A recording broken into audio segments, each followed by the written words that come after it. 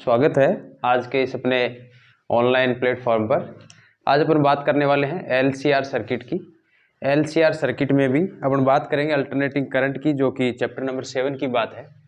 क्योंकि LCR circuit जो है वो हमारे क्वेश्चन 4 मार्क्स देने वाला है। इसमें हम छोटी छोटी बातें पहले पढ़ेंगे, उसके बाद हम आगे बढ़ रहे हैं एलसीआर सर्किट की तरफ। हम बात करते हैं कि अल्टरनेटिंग जो करंट है, अल्टरनेटिंग करंट या फिर वोल्टेज की बात करें तो ये एक ऐसा वोल्टेज या करंट है जो टाइम के साथ वेरिएशन करता है। और इसके हम मेनली फॉर्मूले की बात करें तो current I is equal to हम लिख सकते हैं I naught sine omega T.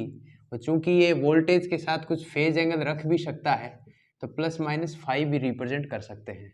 Similarly voltage के लिए रिप्रेजेंट करें तो V naught sine omega t. ये अल्टरनेटिंग करंट या अल्टरनेटिंग सोर्स के फेज वेव को शो करता है या उसके पैटर्न को शो करता है। अपन बात करते हैं इसमें कि अगर अल्टरनेटिंग सोर्स को किसी इंडक्टर, किसी रेजिस्टेंस या किसी कैपेसिटर पे अप्लाई करें तो क्या क्या कंडीशंस हो सकती है, फिर इन तीनों को एक साथ कंबाइन करते हैं। सबसे पहले अगर अल्टरनेटिंग करंट या वोल्टेज सोर्स को रेजिस्टेंस पे अप्लाई करें, प्रतिरोध पर अगर इसको आरोपित किया जाए तो हम देखते हैं कि प्रतिरोध पर आरोपित करने पर किस प्रकार करंट और वोल्टेज में वेरिएशंस आता है या फेज का वैल्यू किस प्रकार आता है। तो V naught sine omega t अगर हम वोल्टेज सोर्स अप्लाई करते हैं किसी प्रतिरोध पर तो करंट के लिए हम कहेंगे current I is equal to आएगा V upon R, that is become V naught sine omega T upon R. V naught upon R को अपन लिख सकते हैं I naught sine omega T. इसका मतलब ये है कि अगर किसी प्रतिरोध वाले सर्किट पर या प्योर रेजिस्टेंस वाले सर्किट पर अगर अपन वो कर दे, अगर किसी प्रतिरोध वाले सर्किट पर वोल्टेज को अप्लाई करें, अल्टरनेटिंग वोल्टेज को अप्लाई करें तो इसमें फेज एंगल का जो मान है वो 0 प्राप्त होता है। इसका मतलब करंट और वोल्टेज का फेज डायग्राम भी बनाया जाए तो करंट और वोल्टेज दोनों ही एक ही फेज में अप्लाई होते हैं, एक ही फेज में प्रोपगेट होते हैं। इसका मतलब अगर मैं इसको वी आर रिप्रेजेंट करूं और इसको करंट से रिप्रेजेंट करूं तो किसी टाइम टी पर ये ओमेगा टी एंगल बनाते हैं टाइम के साथ, और ये वोल्टेज और करंट के साथ इसका फेज डायग्राम है। फेज का मतलब है कि करंट और वोल्टेज के बीच साइनोसोडल जो फॉर्म बन रही है उसमें वोल्टेज कितना आगे चलेगा या पीछे चलेगा, उसको अपन कहते हैं फेज एंगल कहेंगे। आगे बढ़ते हैं तो इसके बाद अगर रेजिस्टेंस यानी प्रतिरोध के अलावा अगर हम अप्लाई करें, इसको किसी इंडक्टर पर अप्लाई करें, इंडक्टर पर अप्लाई करें, इंडक्टर का मतलब है किसी स्व प्रेरकत्व पर अप्लाई करें, किसी सेल्फ इंडक्टेंस पे या केवल प्रेरकत्व वाली कोई कोयल है उस पे अगर किसी अल्टरनेटिंग वोल्टेज सोर्स को अप्लाई करें तो हमारे पास किस प्रकार की फॉर्मेशन बनती है, इसका भी डेरिवेशन है। लेकिन हम बात करेंगे 4 नंबर के क्वेश्चंस की, जो कि इस साल ब्लूप्रिंट के हिसाब से एलसीआर सर्किट को शो कर रहा है कि एलसीआर सर्किट का कंप्लीट डेरिवेशन और उसके एप्लीकेशंस पढ़े तो वो 4 नंबर का हमें क्वेश्चंस देगा बोर्ड एग्जाम में। हमारे पास है ये कोई एक इंडक्टर है, इंडक्टर का मतलब प्रेरकत्व है, इसमें हमने अप्लाई कर रखा है V is equal to V naught sine omega t. ये वोल्टेज सोर्स है जो अल्टरनेटिंग है, अप्लाई हमने किया है L पर। इसका मतलब इस पे जो वोल्टेज जनरेट होगा या डेसिपेट होगा वो होगा VL। इस हिसाब से हमने देखा कि हमारे पास V का मान तो आ रखा है V naught sine omega t, और इसी आधार पर हम बात करें अगर करंट की तो करंट का मान आता है हमारे पास I naught sine omega T plus minus phi आता है। इसका मतलब वोल्टेज जो है वो किसी इंडक्टर में फाई एंगल से आगे चलता है और फाई का जो मान है वो हमारे पास आता है पाई बाई 2 का। अर्थात करंट जो है in this type of circuit, in this type of circuit the current lag behind the voltage. इस प्रकार के परिपथ में धारा जो है वो वोल्टता से π/2 एंगल से पीछे चलती है। प्रत्यावर्ती धारा, इस प्रकार के परिपथ में प्रत्यावर्ती धारा π/2 कोण से वोल्टता से पीछे रह जाती है। ये हमारा सर्किट है L यानी इंडक्टर। इसमें जब हम I की बात करते हैं, I नोट की बात करते हैं, तो ये I नोट का मान आता है हमारे पास V0/XL, और XL का जो मान आता है वो आता है ω/L। इसका मतलब है कि जो XL है ये कहलाता है इंडक्टिव रिएक्टेंस कहलाता है, प्रेरणिक प्रतिघात कहलाता है, और XL का जो मान हमारे पास क्या आया है, XL = आया है ω/L। ओमेगा का मीनिंग है 2πf/L। इसका मतलब ये है कि हमारे पास ये XL जो आया है वो आया है 2πfL। इसका मतलब 2πf किसका मान है, 2πf है ओमेगा, एंगुलर फ्रीक्वेंसी का। It means XL proportional to किसके, फ्रीक्वेंसी के। कई बार एक नंबर में ये पूछा जाता है कि प्रेरणिक प्रतिघात और आवर्ती f के साथ रिलेशन कैसा है। तो रिलेशन ये आता है हमारे पास कि अगर हम फ्रीक्वेंसी को बढ़ाते हैं तो XL का मान भी बढ़ता है, that is become directly proportional. इसका अर्थ ये है कि XL जो है वो अपने आप में एक रजिस्टेंस ही है, लेकिन हम इसमें रजिस्टेंस इसलिए नहीं बोल रहे क्योंकि रजिस्टेंस जो है या प्योर रजिस्टेंस जो है वो इंड्यूस होता है due to collision of charge carriers, यानी आवेशवाहकों की कोलिजन के कारण एक प्रतिबाधा उत्पन्न हो रही है या धारा के मार्ग में जो रुकावट उत्पन्न होती है उसको हम प्रतिरोध कहते हैं। लेकिन ऐसा इसमें कोयल में ऐसा नहीं होता। कोयल में एक EMF इंड्यूस होता है जो आउटगोइंग या फिर आउटर जो वोल्टेज है उसका अपोज करता है, इसलिए ये करंट के मार्ग में बाधा उत्पन्न होती है, और उसके कारण जो बाधा उत्पन्न हो रही है उसको हम कह रहे हैं XL, जो फ्रीक्वेंसी के डायरेक्टली प्रोपोर्शनल है। तो दूसरा पॉइंट हमारे पास आया कि अगर प्रेरकत्व पर alternating voltage V0 sin ωt apply करें तो करंट का मान आता है I0 sin ωt -π/2 आता है। फाई की जगह मान कितना है, π/2, और इसी से हमें पता चलता है कि I0 का मान कितना है। इसका मैंने डेरिवेशन अगर करना भी चाहे तो सिंपल सा डेरिवेशन है।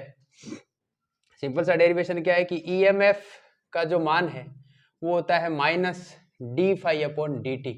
फाई की जगह मैं क्या रख सकता हूँ, फाई की जगह मैं रख सकता हूँ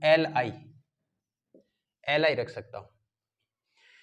इससे मुझे पता चलता है कि -L बाहर आ जाएगा di/dt, that is become EMF को मैं E कह सकता हूँ या वोल्टेज V कह सकता हूँ। इसी से मुझे di मिल जाएगा। di का मान मुझे कितना आ जाएगा, V/L, वही माइनस साइन के साथ, उसका इंटीग्रेशन कर दो dt के रेस्पेक्ट में।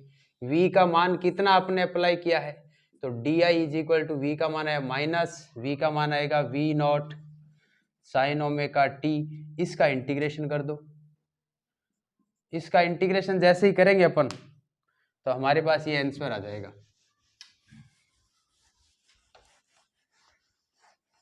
ये आंसर आ जाएगा। इंटीग्रेशन आई का, di का इंटीग्रेशन i, इधर इसका इंटीग्रेशन क्या है, sin ωt का होता है -cos ωt, ओमेगा को नीचे रख देगा ये, तो माइनस पहले से था V0/L था, साइन का हो गया -cos ωt अपॉन क्या आ जाएगा, ओमेगा। तो ये नीचे वैल्यू क्या आ जाएगी, -V0 आ जाएगा ω/L, माइनस माइनस क्या हो गया plus, that is become cos ωt। V0/ω/L को तो I0 कह देंगे, cos को कन्वर्ट कर दो साइन में, तो ये मान आ जाएगा V0/ω/L, इसको कन्वर्ट करेंगे दिया जाएगा sin ωt -π/2। This is the value of alternating current which is flowing in the inductive circuit, जिसमें हमने वोल्टेज ये अप्लाई किया था। ये इसका डेरिवेशन हो गया। ये कहाँ से आया हमारे पास, ये लेंज के नियम से आता है कि इंड्यूस्ड EMF या प्रेरित विद्युत वाहक बल का मान होता है -dφ/dt। फाई का मान हमारे पास क्या होता है, Li। ये सेल्फ इंडक्टेंस से पता है कि फाई प्रोपोर्शनल टू किसके होता है, I के। जैसे ही प्रोपोर्शनलिटी साइन हटाते हैं तो फाई इक्वल टू आ जाता है Li। ये मान यहाँ पुट करो, इसी हिसाब से इंटीग्रेशन करो, वैल्यू आ जाएगी। ये V naught upon omega L है, इसको हम क्या लिख सकते हैं, I is equal to I naught sine omega T minus pi by two. इसका मतलब हमने इसमें 5-6 बातें पढ़ ली है कि एक तो ये पूरा डेरिवेशन भी आ जाए कि अगर अल्टरनेटिंग वोल्टेज को इंडक्टिव सर्किट पे अप्लाई करें, अगर किसी प्रत्यावर्ती वोल्टता स्रोत को प्रेरणिक परिपथ में प्रवाहित करे या अप्लाई करे प्रेरणिक परिपथ पे, तो हमारे लिए इंड्यूस्ड ईएमएफ के सूत्र से और हम करंट की वैल्यू डिटरमाइन कर सकते हैं। जो करंट जो है वो क्या है, in this type of circuit the current lag behind to the voltage. जो अप्लाइड वोल्टेज है उससे प्रत्यावर्ती धारा क्या है, पीछे चलती है। ये इसका मेन डेरिवेशन है, ये इसका सर्किट डायग्राम है। इसी हिसाब से हमने फ्रीक्वेंसी के साथ इसका रिलेशन बता दिया। सिमिलरली अगर हम यही वोल्टेज या यही अल्टरनेटिंग वोल्टेज किसी कैपेसिटर पे अप्लाई करें, किसी संधारित्र पे अप्लाई करें, अब की बार पूरा सिस्टमेटिक ढंग से लिख देते हैं इसको, किसी कैपेसिटर पे अप्लाई करें तो क्या वैल्यू आती है, क्योंकि हमारा टारगेट है LCR सर्किट को पूरा पढ़ना, इसलिए मैं ये शॉर्ट में चल रहा हूं ताकि वीडियो ज़्यादा बड़ा नहीं बने। तो नया क्वेश्चन भी बन सकता है। क्वेश्चन कैसे आ सकता है कि write down the phasor diagram when alternating voltage applied across the capacitor, या किसी संधारित्र पर या धारतीय परिपथ पर प्रत्यावर्ती वोल्टता को लगाने पर फेजर डायग्राम बनाओ या उसका पूरा करंट और वोल्टेज के बीच रिलेशन डिटरमाइन करो। तो हमारे इस क्वेश्चन का जवाब हम इस प्रकार लेंगे कि मान लेते हैं कोई एक कैपेसिटर है जिसकी कैपेसिटेंस C है, कोई कैपेसिटर है जिसकी कैपेसिटेंस C है और इस पे हमने अल्टरनेटिंग वोल्टेज अप्लाई किया है V is equal to V naught sine omega t, that is applied across the capacitor. हम इसी को लेके चलेंगे। हम कहेंगे कि कैपेसिटर पर जो वोल्टेज ड्रॉप होगा या वोल्टेज प्रोड्यूस होगा वो होगा VC। अब VC को हम कैसे लिखेंगे, हमें पता है कि चार्ज यानी आवेश Q जो है वो बराबर होता है CV के। आवेश किसके बराबर होता है, Q बराबर CV के होता है। अगर मैं चार्ज का डिफरेंशियल V का मान रख दो, CV not sine omega T, Q का मान, हमें करंट की वैल्यू निकालनी है और करंट से हमें रिलेशन बताना है वोल्टेज के साथ कि इनके बीच में फेज एंगल कितना है, और इसी आधार पर हम फेज डायग्राम बना देंगे। जैसे LCR में जब हमने L अप्लाई किया, केवल L, तो L में हमने देखा है कि वोल्टेज जो है वो आगे चल रहा है। ये करंट का मान था किसी टाइम t पर, तो वोल्टेज यहाँ चल रहा है, VL का मान यहाँ आ रहा है। ये बीच का एंगल इनके कितना है फाई, और ये फाई का मान कितना है पाई बाई टू। किसी टाइम t पर करंट जो है वो यहाँ इस x अक्ष के साथ या टाइम के साथ ओमेगा टी एंगल बना रहा है। बस ये इसका फेज डायग्राम हो गया, ये इसका रिजल्टेंट करंट हो गया, ये रिजल्टेंट वोल्टेज हो गया। और इसी को अगर और देखें तो इनका भी कोई रिजल्टेंट, दोनों करंट और वोल्टेज के हिसाब से भी कोई रिजल्टेंट जब LCR सर्किट बनेगा तो नया फिर बन जाएगा। ये फेजर डायग्राम है। और इसी हिसाब से अगर साइन वेव और देखें कौन से सर्किट का, L जब अप्लाई करते हैं उसमें, तो साइन वेव वाला जो हमारे पास सिंबल बनता है या वेव फॉर्म बनती है अल्टरनेटिंग करंट की और वोल्टेज की, तो वो इस प्रकार है। ये मान लेते हैं वोल्टेज है, अल्टरनेटिंग वोल्टेज है, प्रत्यावर्ती विभवांतर है, प्रत्यावर्ती विभवांतर से करंट पीछे चलता है, वो भी पाई बाई टू एंगल से। तो हम कहेंगे ये डॉटेड जो शो कर रहा हूँ, थोड़ा सा इसका एम्पलीट्यूड भी कम रख दे, क्योंकि करंट का एम्पलीट्यूड एक सिमिलरली या अधिकतर सर्किटों में हमारे घरों में जो आ रहा है वो थोड़ा कम रहता है। ये करंट की वैल्यू है डॉटेड वाली, ये कितनी है, I is equal to I naught sine omega T minus pi by two. इसका मीनिंग क्या है कि जब करंट जीरो पर था, जब करंट जीरो पर है तो वोल्टेज कितना है मैक्सिमम, और इसका उल्टा क्या है, जब वोल्टेज जीरो पर है तो करंट क्या है मैक्सिमम। ये हमने V और I को डिनोट किया है, दोनों साइड में कर दिया हमने, नेगेटिव और पॉजिटिव डायरेक्शंस में, टाइम के रेस्पेक्ट में। बस with respect to time voltage और करंट को साइन वेव की फॉर्म में हमने रिप्रेजेंट किया, तो इस प्रकार की फॉर्मेशन आ रही है। अब बात कर रहे हैं अपन लोग वेहन alternating source applied across the capacitor. हमारा टॉपिक नया क्या बन गया, वेहन alternating voltage applied across the capacitor. जब प्रत्यावर्ती विभवांतर संधारित्र पर आरोपित किया जाए, संधारित्र पर आरोपित किया जाए, आरोपित किया जाता है, तब क्या कंडीशंस बनती है, ये हमें देखना है। तो हमने कहा कि मान लेते हैं कोई कैपेसिटर है जिसकी कैपेसिटेंस C है और इस पर हमने अल्टरनेटिंग वोल्टेज अप्लाई किया है V naught sine omega t. ये इस बहाने से हमारा ये पूरा चैप्टर ही होने जा रहा है। अभी आवेश Q का मान है, आवेश Q का मान है CV, that is become Q is equal to C, V का मान है V naught sine omega t जो हमने अप्लाई कर रखा है इस पे। अगर मैं इसका डिफरेंशिएशन कर दूं, dq अपॉन dt कर दूं टाइम के रेस्पेक्ट में, तो ये बन जाएगा करंट।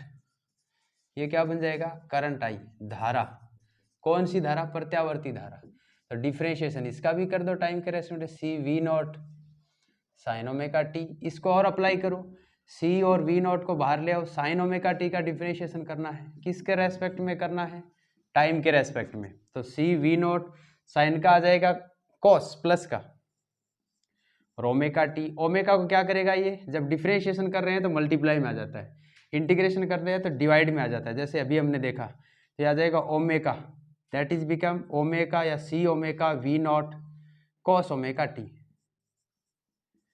हमें फेज का पता कैसे चले, कि हम करंट की फॉर्मेशन भी साइन के रूप में लिखे, तब हमें पता चलेगा कि इनके बीच में फेज कितना है। आपने छोटी क्लास में पढ़ा होगा कि अगर साइन थीटा में अगर π/2 जोड़े तो साइन किस में कन्वर्ट हो जाता है, कॉस में, और क्या आ जाता है, थीटा आ जाता है। ASTC के रूल से प्लस माइनस आ सकता है इसमें, ASTC 0 से 90 डिग्री, 90 से 180, 270, इसके हिसाब से हम प्लस माइनस के साइन शो करते हैं। ऐसे ही अगर हमारे पास आता है कॉस, मान लो π/2 प्लस थीटा आ गया, तो कॉस π/2 में थीटा जुड़ रहा है, इसका मतलब सेकंड क्वाड्रपोल में चला गया, दूसरे चतुर्थांश में चला गया, और दूसरे चतुर्थांश में केवल साइन और कोसेक पॉजिटिव होते हैं, बाकी सारे नेगेटिव। तो कोस इधर क्या आ जाएगा, माइनस साइन में कन्वर्ट हो जाएगा। क्यों हो जाएगा, क्योंकि कोस इधर नेगेटिव होता है इस फॉर्म में। ऐसे ही अगर मैं इसको लिख दूं, कोस माइनस की जगह ये वाला साइन अगर यहाँ यूज करूं कि साइन π/2 इधर आ जाए मेरे पास, प्लस थीटा आ जाए या माइनस थीटा आ जाए, तो ये क्या आ सकता है, कॉस थीटा आ सकता है मेरे पास। ये सही बात है। ऐसे ही मुझे अगर कोस की फॉर्मेशन लिखनी पड़ जाए, कोस π/2 माइनस थीटा है, माइनस का मतलब पहले चतुर्थांश में रह गया था, यहाँ सभी पॉजिटिव होते हैं, all positive, all positive sine cosec. इस तीसरे चतुर्थांश यानी 180 और 270 के बीच में टेन और कोट पॉजिटिव, 270 और 360 डिग्री या 0 डिग्री के बीच यानी चौथे चतुर्थांश में कोस और सेक दो पॉजिटिव होते हैं। तो कोस π/2 माइनस थीटा, इसका मान मेरे पास क्या आ जाएगा, साइन थीटा। इस प्रकार से मैं इसको कन्वर्ट कर सकता हूँ। जैसे मेरे पास यहाँ आया कोस ओमेगा टी आया, मुझे इसको साइन में कन्वर्ट करना है, किस में करना है, साइन में। बाहर प्लस का प्लस ही रहे, V नॉट, तो मैं इसको क्या लिख सकता हूँ, साइन ओमेगा टी प्लस π/2 लिख दूँ तो कोई फर्क नहीं पड़ेगा, क्योंकि साइन ओमेगा टी प्लस π/2 का सूत्र भी हमारे पास साइन किस में बदल जाता है, कोस में, प्लस भले ही आओ चाहिए, साइन थीटा प्लस π/2 का मान कोस थीटा ही होता है। थीटा की जगह ओमेगा टी रख दो, और क्या है। इसको मैं क्या लिख सकता हूँ, फिर आराम से देखें तो इसको लिख सकता हूँ V not upon 1/C omega लिख सकता हूँ। ओमेगा है एंगुलर फ्रीक्वेंसी, C क्या है, कैपेसिटेंस। ये हमारे पास एक नया सूत्र बन गया। इससे हमें क्या पता चल रहा है भाई, इससे हमें पता चल रहा है कि करंट जो है वो π/2 कोण से आगे चल रही है। नेक्स्ट अगर देखें अपन आगे देखें तो हमारे पास आ जाता है I इज इक्वल टू आ जाता है, इसको मैं लिख देता हूं XC, और V नॉट अपॉन XC आ जाएगा। XC है धारतीय प्रतिघात ओमेगा टी प्लस π/2। इसको मैं लिख सकता हूं क्योंकि ये प्रतिघात है, एक प्रकार का इसकी भी यूनिट ओम में ही होती है, भले ही XL हो, भले ही XC हो, चाहे R हो, तीनों की यूनिट क्या आएगी? ओम। ऐसे ही ये तीनों मिलने के बाद बनेगी इम्पीडेंस Z, उसकी भी यूनिट क्या होगी? ओम। यानी ये तीनों ही क्या करते हैं? करंट के मार्ग में या करंट को रोकने का काम करती है। नया हमारे पास बन जाएगा I इज इक्वल टू बन जाएगा I naught sine omega T plus π/2। इस π/2 से हमें पता चल रहा है कि करंट जो है वो वोल्टेज से 90 डिग्री आगे चलता है। और देखें अगर आगे अपन, तो ये हमारा पूरा डेरिवेशन हो गया। ये ASTC वाला मैंने ऐसे ही समझाया है तुम्हें ताकि समझ में आ जाए हम इसको कैसे कन्वर्ट करते हैं इसको। नेक्स्ट अगर देखें आगे और बढ़े इसमें तो हमारे पास आता है I इज इक्वल टू, या इसमें जब फेज एंगल हमारे पास आया है, फेज एंगल वो आया है फाई का मान आया है π/2। फेज एंगल का मतलब कला कोण, ये मेरे पास आया π/2, वो प्लस का आया है।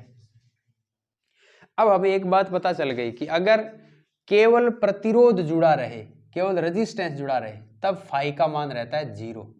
0 का मतलब है कि करंट और वोल्टेज दोनों एक साथ फ्लैक्चुएट करते हैं, एक साथ इस प्रकार फ्लैक्चुएट करते हैं। और अगर हमारे पास प्योर इंडक्टेंस जुड़ा रहे तो करंट पीछे रह जाता है, वोल्टेज आगे चलता है। कितना डिग्री से? π/2 एंगल से। इसी प्रकार जब हम कैपेसिटर जोड़ देते हैं अल्टरनेटिंग वोल्टेज पे, तो करंट आगे चलता है, वोल्टेज π/2 एंगल से पीछे चलता है। इसका अगर फेज डायग्राम बनाए तो हमारे पास कैसे बनेगा? देखो, ये हमारे पास x एक्सिस और y एक्सिस पे है, कुछ वैल्यू है, हम टाइम के रेस्पेक्ट में इसका मान डिटरमाइन कर रहे हैं। तो ये आ गया हमारे पास करंट, किसी टाइम t पर ओमेगा t एंगल बना रहा है, दैट्स ऑल। या फिर रिजल्टेंट वोल्टेज कह सकते हो, ये है वैल्यू। अब इससे पीछे चल रहा है, क्या चल रहा है? वोल्टेज पीछे चल रहा है, करंट आगे चल रहा है। तो हम कहेंगे इसमें वोल्टेज पीछे रह रहा है, करंट आगे चल रहा है। तो इसका ग्राफ इस प्रकार बना देते हैं, ये VC शो कर देते हैं, और VC जो है वो π/2 एंगल से पीछे चल रहा है। अगर करंट इधर शो कर रहे हैं, ये रिजल्टेंट वैल्यू है जो VLCR या VC का मान आ रहा है कुछ, ये एंगल मेरे पास आ रहा है π/2, दैट्स ऑल। तो टोटल जो मान है VC के साथ, वो मान मेरे पास आएगा, ओमेगा t प्लस π/2, किसका? करंट का मान आएगा, दैट्स ऑल। ये इसका फेज डायग्राम है। इसी प्रकार साइन वेव के साथ अगर इसका ग्राफ देखें अपन, तो साइन वेव का ग्राफ इस प्रकार आएगा। ये हमारे पास है करंट, और ये हम कह सकते हैं किसी टाइम t बराबर 0 पर ये वोल्टेज की वैल्यू शुरू हो रही है ऐसे। तो ये हमारे पास आ गया वोल्टेज का मान, और ये डॉटेड वाली लाइन हमारे पास आ गई करंट की। तो ये इनके साइन वेव की फॉर्म और फेजर डायग्राम के मान है। अब हम नया टॉपिक शुरू करते हैं। इसमें एक बात देखने को मिली हमें, वो है कि XC का जो मान है वो फ्रीक्वेंसी के साथ किस प्रकार डिपेंड करता है। इन सब में पावर का मान भी ज्ञात कर सकते हो आप, इनको एक्सटेंड करो तो पावर का मान भी कुछ अलग हो सकता है, चाहे वो रेजिस्टिव सर्किट हो, प्रतिरोध वाला हो, चाहे वो इंडक्टिव सर्किट हो। पावर का सूत्र तो एक ही है, P बराबर I इंटू V। I और V का मान रखो, पावर को डेराइव कर दो, let's all.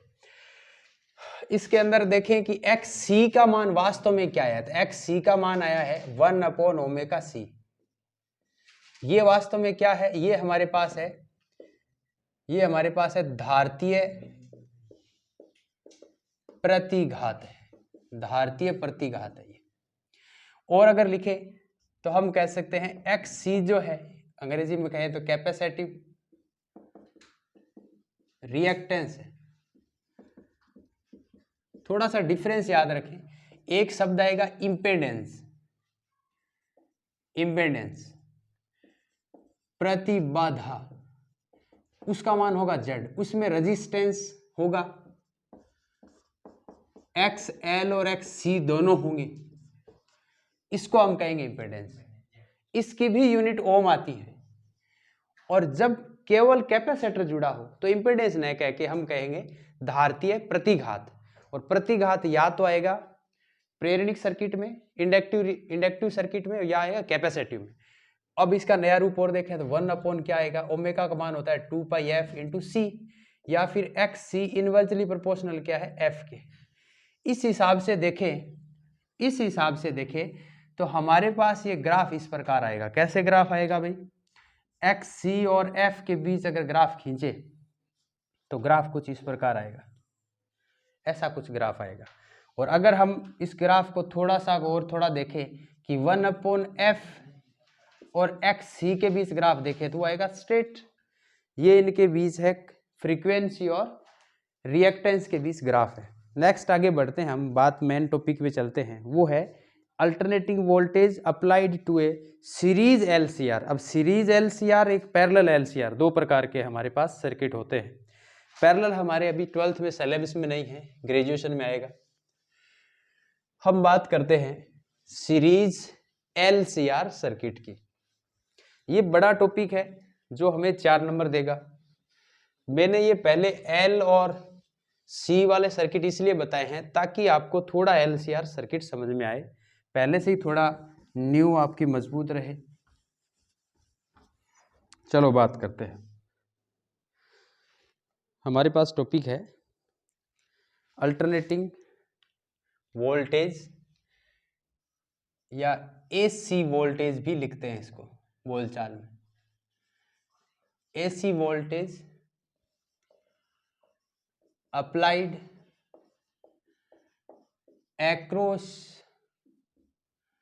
across to the series LCR circuit, series LCR circuit.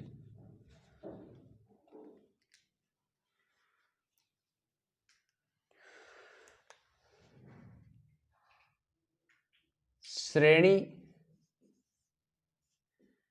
LCR परिपथ पर प्रत्यावर्ती वोल्टता आरोपित करने पर यूँ लिख सकते हो। तो सबसे पहले तो हमें ये पता होना चाहिए कि सीरीज एलसीआर सर्किट क्या है।